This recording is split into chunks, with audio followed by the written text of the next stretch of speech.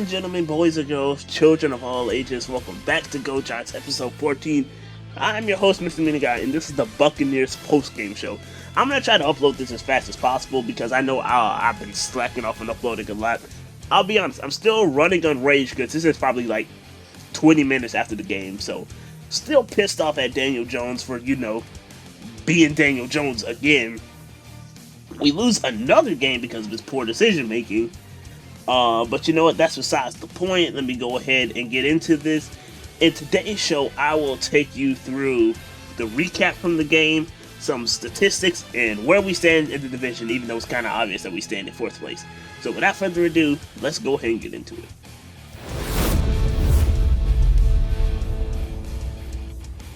With 9:46 left to go in the first quarter, the Buccaneers kick a 37-yard field goal, making the score 3-0 Bucks.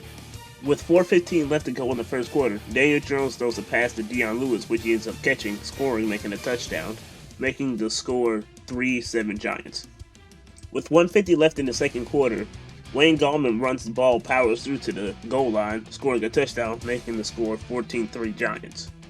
Right before halftime, the Buccaneers kick a 40-yard field goal, which they successfully make, making the score 6-14 Giants. With around 14:13 left in the third quarter, Daniel Jones is up throwing a wide-open interception to Carlton Davis, giving the Buccaneers the football. After the interception, the Buccaneers kick a 43-yard field goal, which they make, making the score 9-14 Giants. With 6:05 left to go in the third quarter, Tom Brady throws a pass to Rob Gronkowski, which he catches, making the score 15-14 Buccaneers. With 20 seconds left to go in the third quarter, the Giants kick a 33-yard field goal, which they successfully make, making the score 17-15 Giants. With 12:14 left to go in the fourth quarter, Daniel Jones tries to make something out of nothing that isn't there. He should have threw the ball away, but he didn't. He ends up trying to pass it instead, leading to an interception. The Buccaneers capitalize off of this interception by Daniel Jones, with Tom Brady throwing a pass to wide receiver Mike Evans, which they end up scoring a touchdown, making the score 22-17 Buccaneers. With 3:44 left in the game, the Buccaneers kick a 38-yard field goal, making the score 25-17 Buccaneers. With 33 seconds left in the game, Daniel Jones throws a touchdown pass to Golden Tate, which makes the score 25-23 Buccaneers. Lastly, the Giants try to go for the 2 to tie the game up to force an overtime. However, the pass is incomplete, ending the game 25-23 Buccaneers.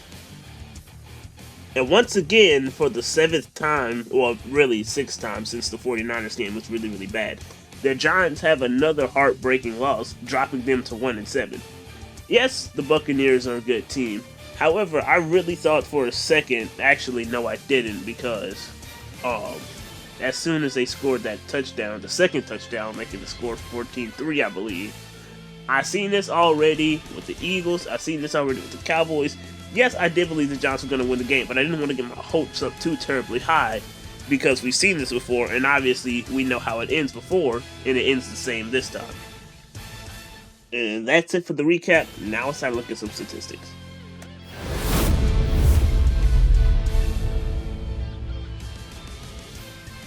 We have several players to look at today in the statistics section, and first we'll start off with Daniel Jones. Daniel Jones completes 25 passes out of 41 attempts with a percentage of 61%, throwing for over 256 yards, passing for 2 touchdowns, throwing 2 interceptions in the game, with a rating of 74.8 and taking 3 sacks. Now, this may look like an okay game at first. However, if you actually watch the game, you know Daniel Jones had a horrible second half besides for the last drive. All of those stats come from mostly just the first half.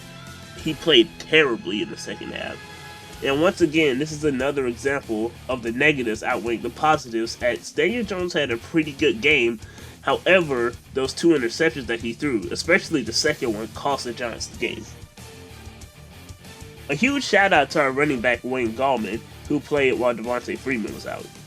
In this game, he had the ball 12 times, rushing for 44 yards with an average of 3.7, rushing for 1 touchdown. In the receiving game, he catches 1 pass for a total of 18 yards. Now, if you actually watch the game, you know that Wayne Gallman played his heart out. He fought for every single little inch, small or big, in this game. This was an amazing game by Wayne Gallman. Now it's time to look at the receivers of the game. As for Golden Tate, he completes 2 receptions for a total of 31 yards with an average of 15.5, scoring 1 receiving touchdown. Next, we'll have to look at Darius Slayton. He has 5 receptions for a total of 56 yards with an average of 11.2. And now it's time to look at the best receiver of the game, which is Sterling Shepard. He has 8 receptions for a total of 74 yards with an average of 9.3. Sterling Shepard has another impressive game since coming back from injury. The last player we'll look at today for the statistics segment is Evan Ingram. He has 5 receptions for a total of 61 yards with an average of 12.2. This was light years better than what he performed last week against the Eagles. Hopefully he'll be able to keep this up, but knowing Evan Ingram, it's uncertain. And that's it for the statistics. Now it's time to look at the standing, and I'll close it out after that.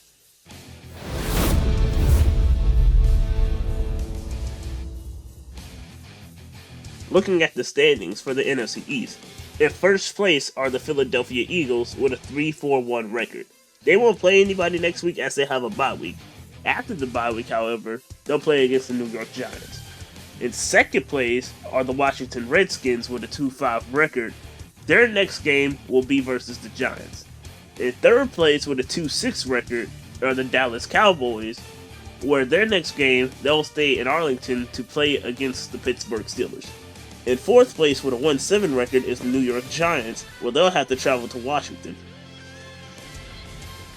And now I'll close it out by saying this. Like I said, I'm still running a rage after making this. I'm making this around like literally 20-25 minutes-ish after the game. Daniel Jones sucks. He's not the future of this team. That's what I think now. At least I am starting to calm down a little bit. Who knows? Maybe with the next half of the season he could, but right now I highly doubt it, because if he hasn't fixed it yet, give me a reason that he'll fix it now. Right? Because, I mean, and then there was the whole thing about him partying, which I don't care about, but that's a really, really bad image. And it looks even worse when you go out and you play the way you played tonight. So, Daniel Jones, I don't believe he is the future of this team. He's not going to be the quarterback. This team is really good. This team is really good. But the quarterback is the most important piece. And if you have a bad quarterback, Rex Grossman, then you won't be able to win a Super Bowl. Rex Grossman. But, yeah, you guys probably already know about the whole Rex Grossman Super Bowl 41 thing, so let me not make that joke. But anyways, that is the end of this video. I hope you enjoyed, and as always, go Giants.